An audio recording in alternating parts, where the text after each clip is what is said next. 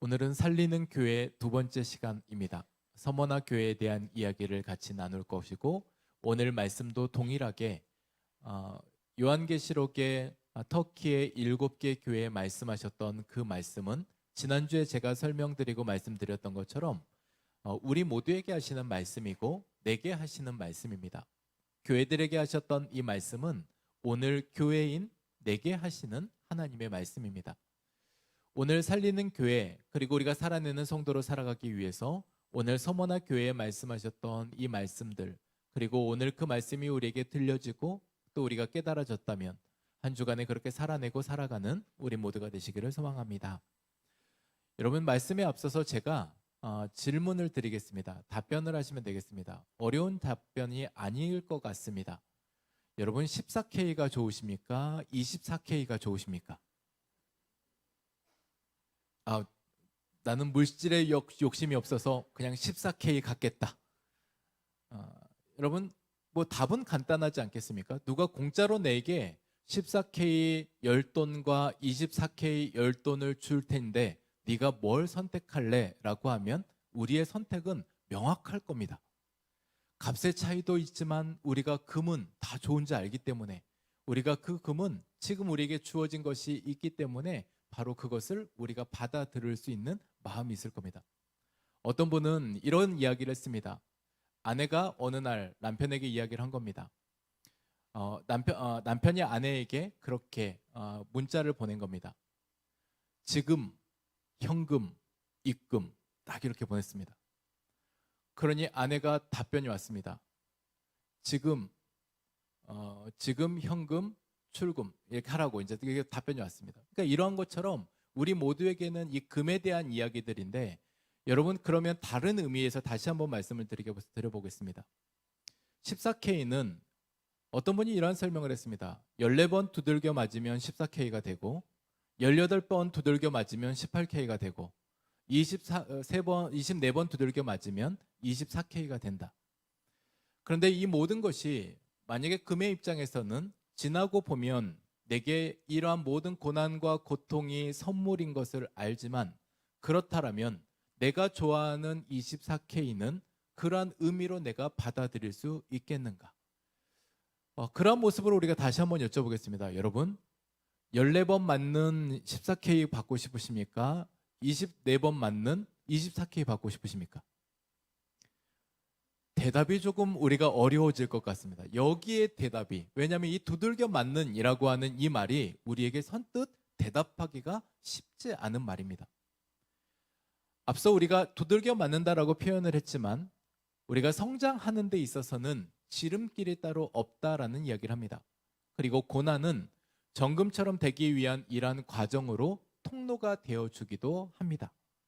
그러니 어느 누구도 우리가 지나고 보면 이것이 고난이 내게 선물인 것을 알지만 이 고난 자체를 달가워할 사람은 없는 듯합니다. 베이직교회 조정민 목사님이 쓴 책의 제목이 고난은 선물입니다 라는 책이 있습니다. 이 책의 내용을 보면 인간은 누구나 다 힘든 시간들을 보내지만 그 누구도 고난에서 면제된 사람은 없다라는 이야기를 합니다. 그리고 책에서 피할 수 없는 고난이라면 어떻게 할래? 라는 질문을 던집니다.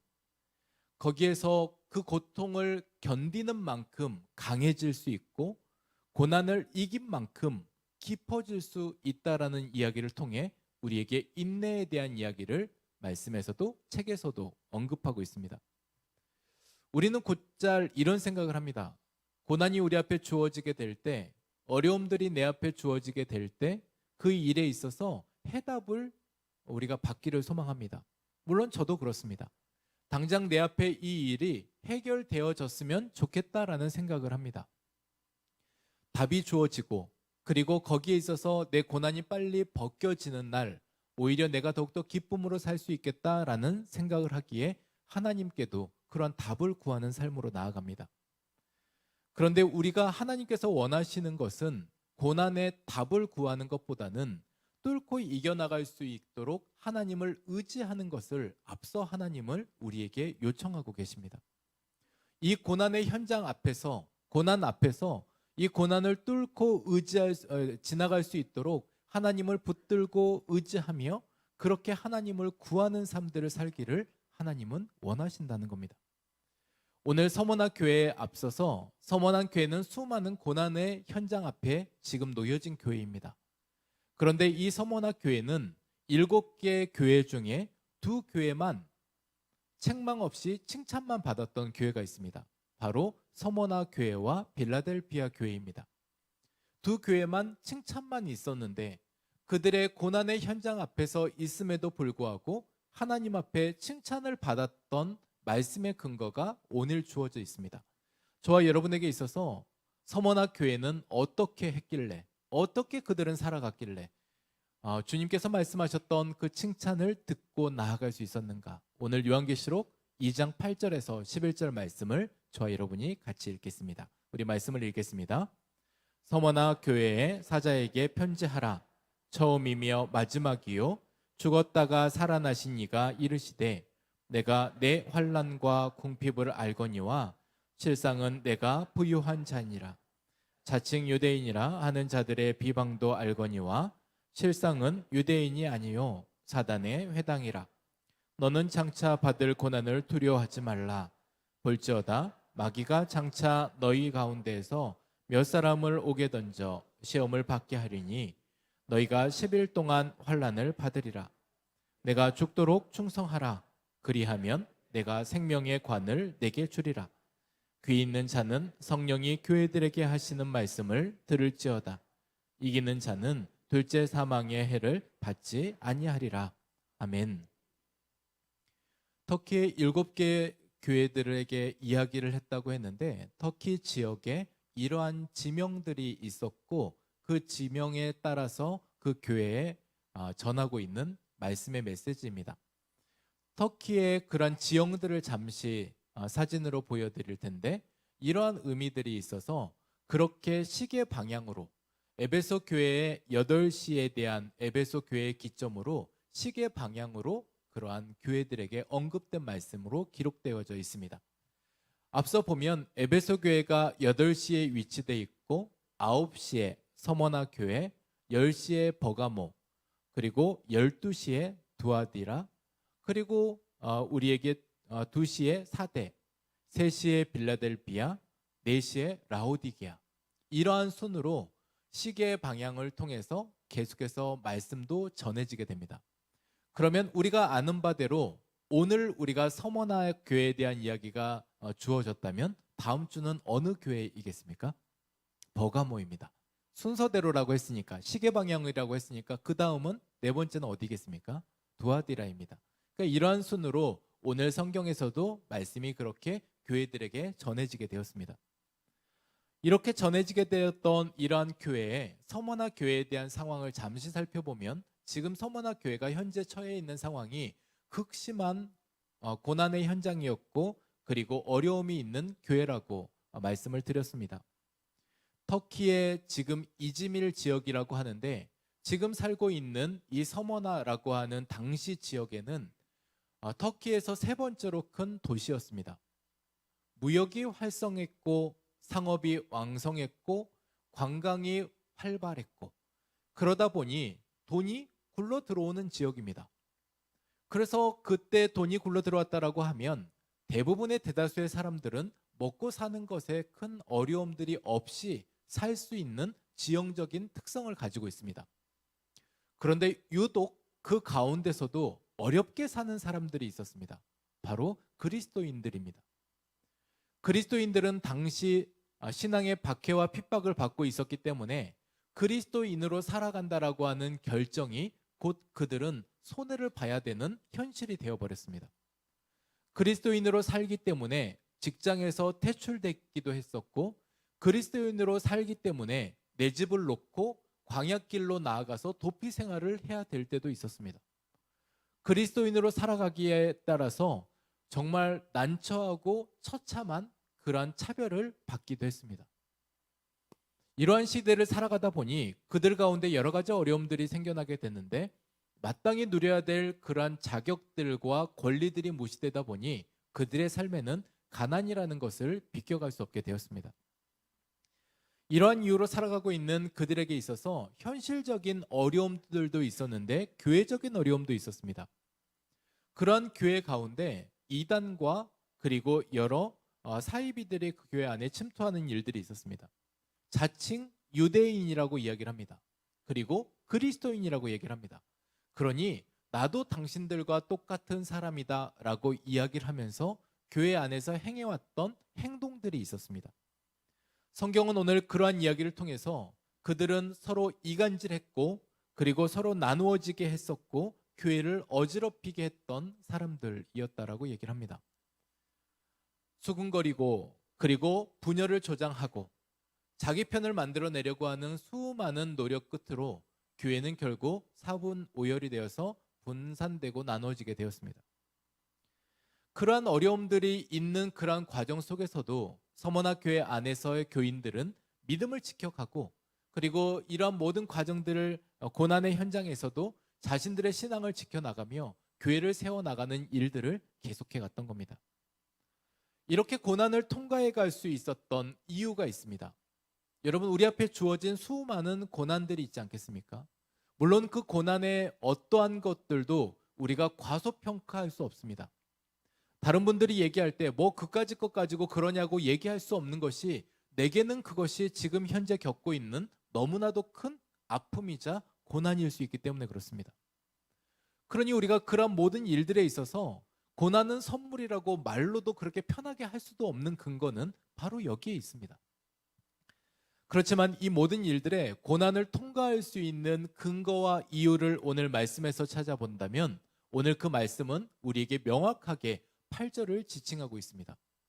그 안에 예수 그리스도를 보시면서 그 예수 그리스도 안에서 그분은 어떤 분인가를 보면서 우리가 이 고난에 지금 주어진 상황들을 이겨나갈 수 있는 근거가 여기에 있다고 말합니다. 오늘 8절 말씀을 같이 다시 한번 읽겠습니다. 서머나 교회의 사자에게 편지하라. 처음이며 마지막이요 죽었다가 살아나신 이가 이르시되 아멘. 예수님을 지칭하고 있는 말입니다. 처음이며 마지막이요. 그러니 첫째로 우리가 고난을 통과할 수 있는 이유는 우리의 처음이고 마지막이신 분이 우리 주님이시라고 하는 것을 우리가 신뢰할 수 있기 때문에 그렇습니다. 오늘 말씀에도 그렇지만 처음과 마지막은 전부를 상징합니다. 그리고 모든 것을 주관해 가시는 분을 이야기하고 있습니다. 그리고 처음이고 마지막이라고 얘기를 하면 시작과 끝이 될 텐데 이 모든 일들에 있어서 모든 것을 아시는 분을 이야기를 합니다. 그러니 오늘 우리에게 말씀하고 있는 이 말씀을 보면 오늘 예수님께서는 우리의 처음과 마지막이 되셔서 우리의 전부가 되시고 모든 것을 주관해 가시며 이 모든 것을 알고 계신다라고 하는 여기에서 그들은 고난을 통과할 이유를 찾게 되었습니다. 오늘 우리 모두에게 다시 한번 생각해 보셨으면 합니다. 그분은 정말 나의 주님이신가? 시작과 끝이 되어주시겠다 말씀하시는 그분을 나는 지금 신뢰하고 있는가? 여러분, 우리가 그분을 신뢰한다면 이 고난의 과정도 우리가 통과할 수 있습니다. 두 번째로 서머나 교회 교인들에게 요청되었던 이 고난을 통과할 수 있는 근거와 이유는 예수님 안에 있다라고 말씀드렸는데 그분은 죽었다가 살아나신 이라고 말씀하고 있습니다. 죽었다가 살아나신 이라고 말씀하셨으니 부활하신 주님을 이야기하고 있습니다. 죽었다가도 다시 살아나는 소망이 있다라고 말씀하고 있습니다. 그러니 여기가 끝이 아니다라는 것을 알기 때문에 이 고난을 통과할 수 있었습니다. 여기가 끝이 아니구나. 내가 지금 주어진 지금의 현장과 상황이 여기가 끝이 아니구나. 여러분, 지금의 이것이 끝이라고 생각하는 사람들은 정말 여기서 뭔가 승부를 봐야 되지 않겠습니까? 여기서 뭔가 끝을 봐야 되지 않겠습니까? 왜냐하면 끝이라니까요. 그런데 여기가 끝이 아님을 아는 사람들에게는 그들은 또 다른 기회가 있고 또 다른 희망이 있음을 기억하고 있습니다. 부활하신 주님을 믿었습니다. 그리고 내게도 지금 비록 내가 이 땅에서의 죽음의 상황이 불가피할지라도 내게 주어지는 영원한 생명의 상황이 주어지게 될 테니 여기가 끝이 아니라 내게 또 다른 새로운 시작이 있음을 알고 있으니 지금의 상황을 이겨나가겠다라고 말하고 있습니다. 오늘 우리는 그 히어로 영화들을 가끔 이렇게 보실 텐데요. 히어로 영화들을 보면 기가 막힌 장면들이 있습니다. 총을 맞았는데도 죽지를 않아요. 미사일을 맞았는데도 죽지를 않습니다. 그리고 짠 하고 다시 일어나고 회복되어집니다. 그것을 보면 말 그대로 그때 상황의 죽음이 그렇게 두려운 상황들이 아닐 거라는 겁니다. 왜냐하면 그럼에도 불구하고 다시 살아나니까. 오늘 서머나 교인들에게는 이런 사실을 알았습니다. 비록 내가 지금 죽음과 같은 절망의 상황들이 내 앞에 주어져 있지만 부활의 주님을 보면서 내게도 주어질 영원한 생명을 기억하면서 내가 지금 이 고난의 터널을 통과하겠다. 그러한 생각을 했던 거였습니다. 그렇게 살아갔던 서머나 교인들에게 있어서 주님의 칭찬이 주어지게 되었습니다. 9절에 그러한 칭찬들이 언급되어 있는데 9절 말씀을 같이 읽겠습니다. 우리 하나님의 말씀 같이 읽겠습니다. 9절 말씀을 같이 읽겠습니다. 같이 읽겠습니다. 내가 내 환난과 궁핍을 알았거니와 실상은 내가 부유한 자니라. 자칭 유대인이라 하는 자들의 비방도 알거니와 실상은 유대인이 아니요 사단의 회당이라. 이러한 말씀이 주어져 있습니다. 그러니 그들에게 있어서 첫 번째로 받았던 말씀은 환난과 궁핍 가운데 있으나 부유한 사람이다라고 하는 칭찬을 듣게 되었습니다. 너가 환난 가운데 있고 지금 현재 궁핍한 가운데 있지만 현실에서는 이러한 삶들을 살고 있지만 주님의 시선 안에서는 너는 참 부유한 사람이다 라고 하는 그러한 칭찬을 받게 되었습니다. 주님의 눈으로 보실 때에는, 주님의 시각으로 보실 때에는 참으로 부유한 사람 같았습니다. 고린도후서 6장 8절에서 10절 말씀에 사도 바울이 자신이 겪었던 수많은 고난의 현장 앞에서 내가 이러한 고난을 받았지만 내가 이러한 사람이다라는 고백을 하고 있습니다. 그 고백은 다음과 같습니다. 우리 말씀을 같이 읽겠습니다. 우리는 속이는 자 같으나 참되고 무명한 자 같으나 유명한 자요 죽은 자 같으나 보라 우리가 살아있고 징계를 받은 자 같으나 죽임을 당하지 아니하고 근심하는 자 같으나 항상 기뻐하고 가난한 자 같으나 부유하게 되고 아무것도 없는 자 같으나 모든 것을 가진 자로다. 아멘. 눈에 보이는 현장과 현실과 다르게 내게 주어진 삶은 이러한 삶이다라고 하는 고백을 하고 있습니다. 그러니 오늘 세상이 감당치 못할 사람으로, 하나님이 감당한 사람으로 그들은 영적으로 부유한 인생을 살아가고 있는 사람들이었습니다. 오늘 서머나 교인들이 고백했던 그러한 고백도 그렇고 주님께서 칭찬하셨던 칭찬도 이러한 칭찬이었습니다. 오늘 저와 여러분이 소망하는 것은 우리 모두에게도 하나님께서 보시기에 영적 부자의 모습으로, 영적 부유함을 가지고 있는 사람의 모습으로 그렇게 살아가는 우리의 모습이 되기를 소망합니다. 그들이 받았던 두 번째 칭찬은 영적 전쟁을 피하지 않는 사람들이었다라는 겁니다. 서머나 교회에는 자칭 유대인들도 있었고 그리고 그들에게는 사탄의 회당들이라고 하는 그런 사탄을 가장한 이단들이 교회 안에 침투해 왔을 때 진리를 수호하고 진리를 막아내는 그런 진리를 지켜내는 일들에 있어서 영적 전투를 힘써왔던 사람들이 서머나 교회 사람들이었습니다. 그들을 향한 이러한 권면들이 주어지게 되었습니다. 그 권면은 10절에 있는 권면인데 이제 너희가 이러한 어려움들을 통해서도 이렇게 지켜갔고 영적으로 부자로 그리고 영적 전쟁들을 이어가는 사람으로 살아가고 있는데 그러면 너희가 앞으로도 이렇게 살면 좋겠다라고 하는 주님의 권면이 서머나 교회 앞에 주어지게 되었습니다. 이 10절 말씀인데 말씀 다시 한번 저희가 읽겠습니다. 너는 장차 받을 고난을 두려워하지 말라. 볼지어다 마귀가 장차 너희 가운데에서 몇 사람을 옥에 던져 시험을 받게 하리니 너희가 10일 동안 환난을 받으리라. 내가 죽도록 충성하라. 그리하면 내가 생명의 관을 내게 주리라. 아멘. 그들에게 주어진 여러 시험들이 있었습니다. 몇 사람을 옥에 던져 시험을 받게 하겠다라고 하는 이 말에 당시 초대교회 11명의 성도들이 원형 경기장 안에서 처형되게 되는 일들이 있게 되었습니다. 그리고 서문학 교회의 지도자였던 폴리갑이 순교하게 되는 과정들이 생겨나게 됐습니다. 이런 일들이 있을 때 많은 사람들의 눈에 어떠했겠습니까? 신앙을 저버리고 배교하는 일들도 생겨나게 되었습니다. 이렇게 어려운 상황들, 고난 가운데 있고 힘든 가운데 있는데 그때 하나님은 어디 계셨는가? 우리 주님은 어디에 계셨는가? 나는 지금 이토록 힘든데 라고 하며 신앙에 이탈하는 사람들이 생겨나게 되었습니다. 그에 앞서서 주어진 말씀, 오늘 이러한 말씀이 그러한 상황들이 너희 앞에 있을지라도 너희가 다가올 고난을 두려워하지 말라라고 하며 먼저 첫 번째 살리는 교회의 권면으로 그들에게 첫 번째 권면이 주어지게 되었습니다. 고난을 두려워하지 말라. 여러분, 고난 앞에서 그 누가 담대할 수 있겠습니까? 당황하지 않고 이 상황을 이겨나갈 수 있겠습니까? 그런데 이 모든 상황 속에서 고난을 두려워하지 말라라고 이야기했던 이 말씀은 여러 근거로 오늘 말씀이 우리에게 주어져 있게 됩니다. 그 첫 번째가 뭐냐면 오늘 이 고난도 우리에게 유효 기간이 있다라는 겁니다. 오늘 말씀을 보면 너희가 10일 동안 환난을 받으리라. 그러니 고난이 영원함이 있는 것이 아니라 고난도 끝이 있다라는 이야기를 하고 있습니다. 끝이 있는 고난을 말하고 있습니다.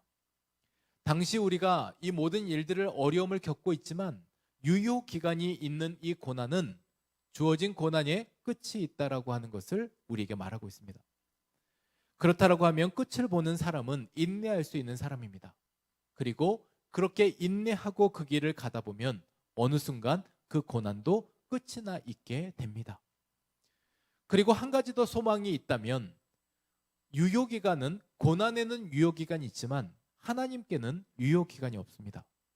그러니 우리 하나님께서는 우리와 함께하고 계신다, 동행하시겠다라고 말씀하고 계시기에 처음과 마지막이 되신다라고 말씀하고 계시기에 그들에게는 이 고난도 감당할 수 있게 되고 이겨나갈 수 있는 그런 시간이 되었던 겁니다. 철학자 쇼펜하우어가 이런 말을 했습니다. 인생은 우리가 영원히 고찰해야 되는 대상이다.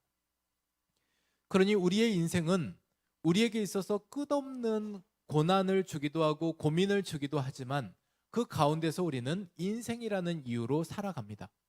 그리고 그 고난을 우리가 통과하면서 깨달아짐을 갖게 되고 거기에서 인생의 지혜를 얻게 되기도 합니다.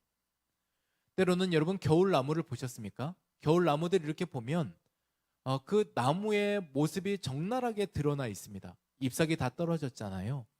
그래서 이 나무가 이렇게 생겼구나라는 것을 여실하게 알 수 있게 됩니다. 오늘 집에 돌아가시면서 나무들을 보면 이 나무의 두께가 이만했고 키가 이만했고 이러한 가지를 가지고 있구나라는 것을 여실히 우리가 드러내고 볼 수 있는 장면들이 주어집니다. 한번 그렇게 보게 될 때 우리는 나의 본연의 모습을 알게 됩니다. 인생의 겨울을 지나갈 때에도 우리도 나의 모습을 보게 될 것입니다. 내 모습이 이랬구나.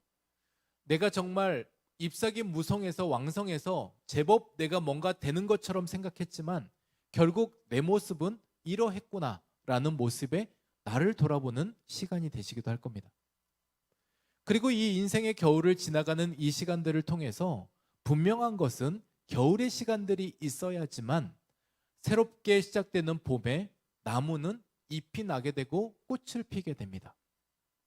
그래서 이 시련이라고 하는 이 시간들이 차가운 바람을 맞는 이 시간들이 있을 때 온실 속에만 있었던 그리고 그 가운데서만 있었던 그런 화초들은 때로는 꽃을 피지 못하고 차가운 바람 앞에 내어졌을 때 죽을 수밖에 없지만 견디고 감내했을 때 꽃이 피울 준비를 하고 있다라고 하는 것을 우리는 알 수 있게 됩니다.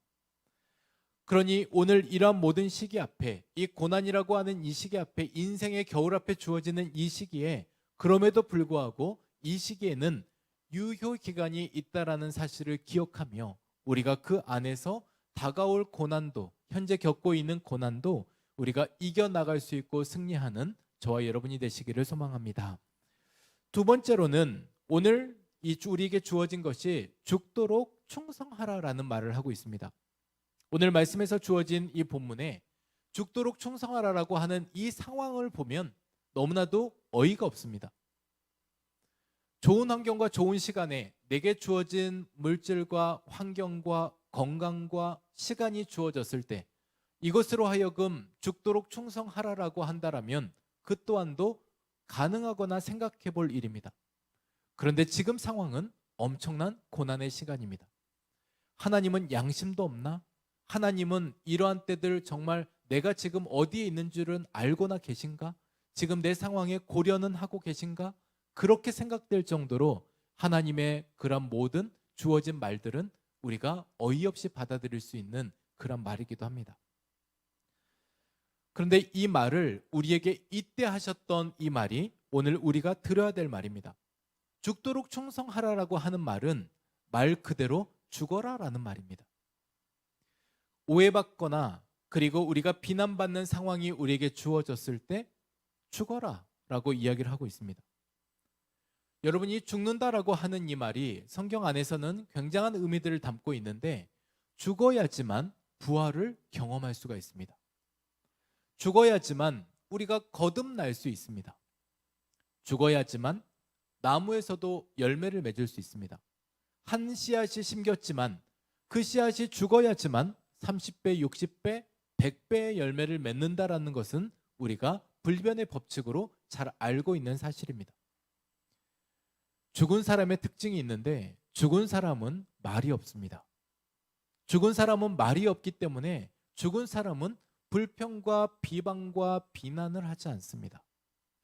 그래서 이러한 모습들 통해서 너희가 죽도록 충성하라라고 하는 이러한 모든 의미에 우리에 담겨진 수많은 의미가 여기에 담겨져 있습니다. 그리고 예상치 못한 상황 속에서 오히려 내가 죽기를 결정했을 때 내가 이 상황 안에 죽겠다. 내가 이 만남 안에서 죽겠다. 이 관계 안에서 죽겠다라고 결정을 하는 순간 엄청난 일들이 우리에게 생겨나게 되는데 놀랍게도 오히려 그때에 살 길이 열리는 순간들이 되기도 합니다. Sing Again 3에 나왔던 홍이삭이라고 하는 가수가 있습니다. 이런 고백들을 했습니다. 정말 내가 모든 것을 다 내려놓았을 때 내가 음악이고 뭐고 내가 하는 모든 것들을 다 내려놓는 그 순간 하나님께서 그때 들어쓰시더라. 내게 있어서 모든 것을 다 내려놓고 전적으로 하나님을 의지하는 그 순간이 내게 죽음의 순간일 수 있는데 그 순간에 하나님께서 사용하시더라라는 고백을 했습니다. 그리고 참 아름다워라 주님의 세계는 이라고 하는 그러한 노래를 작곡하면서 그는 그렇게 고백하고 있습니다. 하나님의 놀라우신 그 손길을, 섭리를 고백하고 있습니다. 여러분, 그렇다면 우리의 문제가 무엇이겠습니까? 저와 여러분에게 있어서 문제가 무엇이겠습니까? 딱 안 죽을 만큼만 우리는 예수님을 믿는다는 사실입니다. 우리에게 있어서 딱 손해보기 직전까지만 우리는 예수님을 믿습니다. 그리고 내게 있어서 이 안 죽을 만큼만 내가 그렇게 나의 상황들을 펼쳐가며 거기에서 있어서 그만큼만 우리는 주님을 믿기 때문에 그곳에서 변화가 미흡한 겁니다. 죽지 않으니까 부활의 능력도 경험할 수 없었습니다. 죽지 않으니까 우리 안에 용납함이 없어서 더 이상 관계의 진전도 있지 않게 되었던 겁니다. 여러분, 우리가 죽을 각오로 우리가 예수님을 믿으면 개인의 신앙도 물론 우리가 공동체의 변화도 변하지 않을 수가 없습니다. 우리의 공동체가 변하지 않는다고요? 내가 바뀌지 않았다고요? 그것은 내가 죽기를 아직 죽지 않아서입니다. 내가 죽기로 작정하지 않아서입니다. 그래서 오늘 우리 모두에게는 다시 한번 우리가 생각해 봐야 될 것은 내가 죽어야 하는데 어느 자리에서 죽어야 되는가입니다. 나는 어디에서 죽어야 될까? 나는 누구와의 만남 속에서 죽어야 될까? 나는 누구와의 만남 속에서 매번 화가 나고 억울하고 그 사람을 보면 분노하는데 어느 시기에서 어느 장소에서 내가 죽어야 될까? 오늘 하나님께서는 나에게 어디에서 죽으라고 말씀하고 계시는가? 오늘 우리는 그것 부분을 점검하셔야 합니다. 오늘 이 시간에 우리에게도 실천이 주어져 있습니다. 이 실천은 저는 한 주간 생각하면서 이 연탄을 생각해 봤습니다. 연탄불 갈아보신 적들이 있으신 세대들이 많이 계실 텐데 여러분, 연탄이 무게가 얼마나 될까요? 퀴즈입니다. 연탄의 무게는 얼마일까요? 네, 3.2kg. 네, 연탄을 들어보신 분의 근사치입니다. 여러분 혹시 이 연탄이 몇 킬로 정도 될까요? 이 연탄의 무게가 33.65kg입니다. 그러니까 3.65kg. 그래서 이 연탄의 의미를 담았는데 365일 동안에 36.5도의 체온을 유지하면 좋겠다라고 하는 그 마음을 담아서 그 무게를 3.65kg으로 연탄을 제작하게 되었답니다. 근데 그러한 연탄이 우리가 잘 아는 것처럼 연탄의 임무는 하얗게 자신을 불태우는 것입니다. 연탄이 죽어갈 때 거기에서 온기가 주어지게 되고, 그리고 연탄이 하얗게 죽어갈 때 거기에서 불길이 치솟게 됩니다. 이 연탄이 죽어가게 될 때 누군가는 거기에서 또한 살아나고 살아내는 그런 시간들이 된다는 겁니다. 그래서 우리 안에 주어진 그런 여러 우리의 고민들도 있겠지만, 오늘 우리 모두는 다시 한번 이 연탄을 생각해 보며 우리도 그렇게 살아가야 되지 않을까라는 그런 묵상을 해보게 되었습니다. 여러분, 이러한 말이 있습니다. 명사형 그리스도인. 그러니 명사형 그리스도인은 주어진 명사, 내 앞에 있는 명사, 말만 하는 그러한 명사형 그리스도인이 있습니다. 명사형 그리스도인은 많이 들었고 많이 알고 있기 때문에 할 말은 많습니다. 그런데 우리가 전적으로 우리가 동의되고 그렇게 바뀌어가야 될 것은 말 그대로 동사형 그리스도인입니다. 행동하는 그리스도인입니다. 행동하는 그리스도인이 될 때, 그렇게 내가 살아나고 그리고 살아가는 그러한 우리가 그리스도인으로 살아가게 될 때, 바로 거기에서부터 변화가 있게 되는 것입니다. 용서의 밧줄에 매달려 있는 사람은 복수의 칼날로 그 밧줄을 자르지 않는다는 말이 있습니다. 어려운 말처럼 들리지만 용서를 경험해 본 사람은 자신의 밑에 매달려 있는 줄에 누군가가 매달려 있는 거기를 잘라내지 않는다는 말입니다. 그러니 용서를 경험한 사람은 용서할 수 있다라는 말입니다. 그래서 오늘 우리에게 주어진 그러한 시간들을 가지고, 주님, 제가 오늘 내가 누군가를 용서하기 위해서 또다시 내가 죽어야 되는 시간들이 있어야 될 텐데 그 자리와 그리고 그때는 언제입니까? 라고 하는 오늘 물음에 우리가 답을 해나가는 시간이 돼야 될 것입니다. 때로는 우리의 삶이 이해가 되지 않았지만 하나님께서 우리에게 영적인 눈을 열게 해주셔서 지금 우리가 고난의 현장 가운데 있음에도 불구하고 그것이 우리에게 해석되기만 하면 우리는 거기에서 우리가 바라보는 관점이 달라지기에 거기에서도 우리는 일어나서 걸어갈 수가 있습니다. 오늘 저와 여러분에게 있어서 다시 한번 우리에게 요청하고 있는 주님의 말씀은, 너는 어디에서 죽을래? 어느 자리에서 죽을래? 그리고 그곳에서 있어서 죽어야지만 또다시 우리가 삶을 경험하게 되고 거기에서부터 시작해서 새로운 변화를 맛보게 된다라고 하는 이 말씀에 우리가 하나님 앞에 다시 한번 순종해 가며 주님께 칭찬받았던 서머나 교회처럼 우리 모두도 그렇게 살아가는 저와 여러분이 되시기를 주님의 이름으로 축복합니다. 우리 함께 같이 찬양하며 나아가겠습니다. 우리 하나님 앞에 우리 같이 찬양할 때 거룩하신 하나님 주께 감사드리세라고 하는 이 찬양을 통해서 내가 약할 때 강함 주셨고 가난할 때 우리를 부욕해 하시는 그 하나님을 기억하며, 하나님 오늘 우리에게도 그렇게 주어진 삶들을 살아가며, 하나님 정말 제가 약하지만 저를 세워가시는 그 하나님을 신뢰합니다 라는 고백을 담아 함께 같이 주 앞에 찬양하며 나아가겠습니다.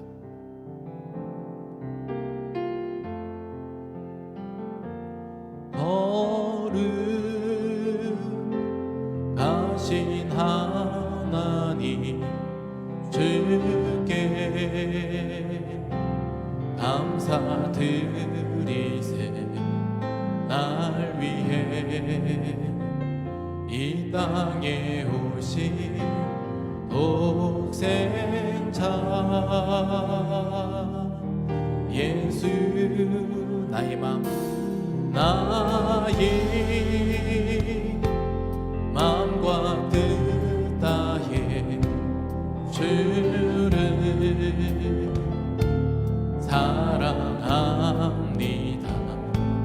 날 위해 이 땅에 오신 독생자 예수. 내가 약할 때 내가 약할 때 강함 주고 가난할 때 우리를 부욕해 하신 부욕해 하신 나의 주 감사. 내가 약할 때 내가 약할 때 강함 주고 가난할 때 우리를 부욕해 하신 나의 주 감사. 우리 다시 한번 찬양하겠습니다. 거룩하신 거룩하신 하나님 주께 감사드리세. 날 위해 이 땅에 오신 독생자 예수. 나의 맘 나의 맘과 뜻 다해 주를 사랑합니다. 날 위해 이 땅에 오신 독생자 예수. 내가 약할 때 내가 약할 때 강함 주고 가난할 때 우리를 가난할 때 우리를 부욕해 하신 그 주님을 찬양합니다. 부욕해 하신 나의 주 감사. 내가 약할 때 강함 주고 약할 때 강함 주고 가난할 때 우리를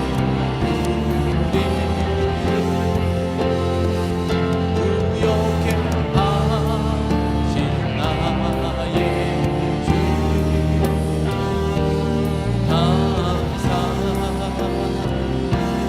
감사. 여러분, 오늘 이 시간 우리는 이렇게 기도하겠습니다. 주님, 제가 지금 약할 때 우리에게 강함 주시는 분, 우리가 가난하지만 나를 부욕해 하시는 분, 바로 그분이 우리 예수 그리스도이신데, 하나님, 오늘 우리가 정말 그렇게 죽지 못해 사는 인생이 아니라, 하나님, 죽은 척하는 인생이 아니라 딱 우리가 손해보지 않을 만큼만, 죽지 않을 만큼만 우리가 주님을 신뢰하며 믿고 있다면, 주님, 오늘 이 시간에 우리의 모든 결단이 다시 한번 죽겠습니다라고 하는 결정이 되게 하여 주옵소서. 우리가 두렵지만, 내 손에 있는 끈을 놓아버리는 것 같지만, 하나님, 지금 이거 놓으면 어떻게 될 것 같지만, 주님, 오늘 우리가 큰 결정을 이어가며 그렇게 결정해 갈 때 하나님께서 온전히 이끌어 가심을 기대하며 오늘도 이 길 걸어가려 합니다. 하나님, 우리가 죽어야 될 자리는 어디입니까? 내가 어디 앞에서 그렇게 죽어야 하겠습니까? 어떤 관계 앞에서, 어떤 사람 앞에서, 어떤 공동체 앞에서 하나님, 제가 그렇게 죽어야 하겠습니까? 오늘 그렇게 주님 앞에 질문과 더불어 하나님께서 말씀하시는 말씀도 들어보시고, 하나님, 내가 다시 한번 주님께 결정하는 시간이 되어서, 하나님, 저도 그곳에서 하나님, 남들이 그렇게 크게 알아주지 않는다 할지라도 하나님께서 나를 보고 계시기에, 하나님께서 내게 칭찬을 해주시기에 그것을 믿고 신뢰하며 그렇게 고백하며 나아가겠습니다. 오늘 그렇게 오늘의 시간은 우리가 좀 잠잠히 하나님 앞에 기도하며 주 앞에 결정하는 시간 되시기를 소망합니다. 오늘 우리 같이 기도하겠습니다. 우리 기도하겠습니다.